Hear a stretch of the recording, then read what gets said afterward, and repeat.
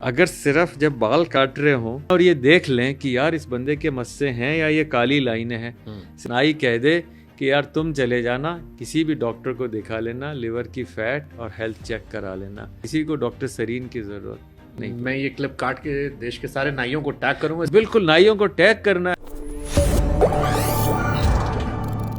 सारे बार्बर अगर सिर्फ जब बाल काट रहे हों और ये देख लें कि यार इस बंदे के मस्से हैं या ये काली लाइनें हैं, सिर्फ बार्बर ये कह दे कि भैया, नाई कह दे कि यार तुम चले जाना, किसी भी डॉक्टर को दिखा लेना, लिवर की फैट और हेल्थ चेक करा लेना, किसी को डॉक्टर सरीन की जरूरत नहीं। मैं ये क्लिप काट के देश के सारे नाइयों को टैग करूंगा। बिल्कुल बाजी करूंगा। बिल्कुल, नाइयों को टैग करना है, क्योंकि और दर्जियों को भी, हाँ, कि मत बनाना तुम जीन, वो कहता रहने दो उसको, जब तक फिट नहीं होगे तो मैं कपड़े नए नहीं मिलेंगे, पुराने में घूमो। काम हो गया। Super super. दो ही लोग हैं जो हमारे उसको ठीक कर सकते हैं। मेरे एक मित्र हैं सर, वो हेल्थ कवर करते हैं। जब मैं टीवी चैनल में था तो उनकी मुझे कॉल आई, तो उन्होंने मुझसे कहा कि ऐसे ही वेट को लेके बात होने लगी, तो उन्होंने मुझसे कहा कि तेल ठीक कर लो, लिवर पर तेल का बड़ा असर होता है। मुझे नहीं पता कितना सच कितना फसाना। तो उन्होंने कहा कि जो उन्होंने उदाहरण दिया कि कोई भी समस्या होती है तो हम पहले लिक्विड डाइट पे आते हैं। तो अगर आप कोई भी तेल इस्तेमाल करते हैं, लेकिन बदल बदल कर इस्तेमाल मत कीजिए, एक तेल कोई भी इस्तेमाल करेंगे तो आप कंपैरेटिवली फिट रहेंगे। क्या इससे इश्यूज होते हैं जो लोग बाहर खाना खाते हैं या जो अलग अलग तेल खाते हैं? पर आप तेल की बात क्यों, घी की क्यों नहीं करते?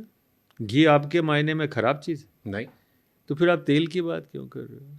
तो चलिए तेल घी, बता, घी की बात करिए। Ghee is very good for liver. इसमें कोई बुराई नहीं कि आप देसी घी खाएं, सफ़ेद मक्खन खाएं, पर उसे पचा लें। पचाना ज़्यादा ज़रूरी है। तो किसी भी हालत में एनी अदर प्रोसेस्ड ऑयल, उससे देसी घी बहुत अच्छा है, वाइट बटर अच्छा है, और वैसे mustard oil is amongst the best oils, उसमें कोई बुराई नहीं है। ऑलिव ऑयल ले लीजिए, इतना महंगा विलायत से लाओ, कहीं से लाओ, और अपना देसी मस्टर्ड ऑयल, कोई बुराई नहीं है। पर फिर भी मेरे मायने में देसी घी सबसे अच्छा है, और मक्खन, पर उसको पचाना पड़ेगा, उसके लिए मेहनत करनी पड़ेगी। Can you define exercise? What is exercise? अपने आप को जो आपने क्राइटेरिया बताया, उस क्राइटेरिया तक पहुंचने का एक माध्यम बताओ, जरा रफ आइडिया दो कि what is exercise in your mind. मेरा आपको सुनकर ये लग रहा है कि जो आपकी हाइट है, जो आपको वेट अचीव करना है, वहां तक पहुंचने का एक जरिया है वो एक्सरसाइज। एक्सरसाइज का मतलब है जब पसीना आना शुरू करे उसके बाद 45 मिनट, उससे पहले सब वार्म अप है। मतलब ट्रेडमिल पर दौड़ने के बाद जब पसीना आना शुरू हो गया, इसका मतलब है कि अब मेरी एक्सरसाइज की बिगिनिंग है। तो आप याद रखें, अगर स्लिम एंड फिट, तो फिट रहने का एक बहुत इम्पॉर्टेंट जरिया है कि जैसे आप एक्सरसाइज कर रहे हैं तो हम कहते हैं उसे टॉक टेस्ट।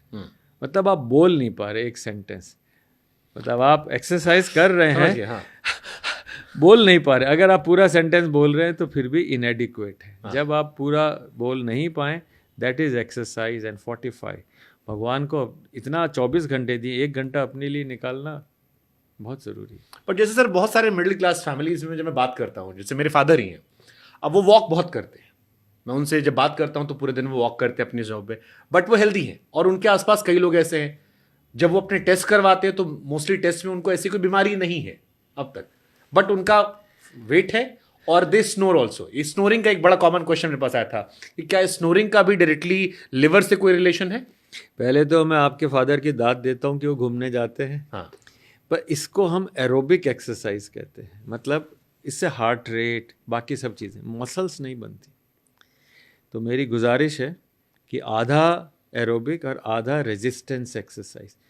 जब आदमी 50 का हो जाए तो हर साल 1% मसल कम होती जाती है। तो आप 70 के हो गए तो मसल मास 20% कम हो गया। उसको मेंटेन करने के लिए रेजिस्टेंस एक्सरसाइजेस किसी भी तरह, पुराने ज़माने में मुकद्दर चलाते थे, अब कोई जिम जाते हैं। कौन कह रहा है कि जिम जाओ? आप घर पे मुकद्दर चला लीजिए, दंड बैठक पेल लीजिए, वो एक ही बात है। आप देखिए कौन लगाता है कोई दंड बैठक? कोई नहीं। पुराने ज़माने में सब दंड बैठक लगाते थे घर पे। हाँ भाई, आपने क्लास में काम होमवर्क नहीं किया तो टीचर लगवा देता था। अब वो भी नहीं है, हमने भी लगाई। अब नहीं है, अब बड़ा सभ्यता से रहना होता है। हाँ। तो मैं कहना चाहूँगा कि ये resistance exercises are extremely important. ये स्पेशली आफ्टर 50 और ज़रूरी है। हाँ। नहीं, पर उसको बचाने के लिए 30 साल से ही शुरू करना पड़ता है। क्यों? क्योंकि आपके बोन का बैंक नहीं बनता।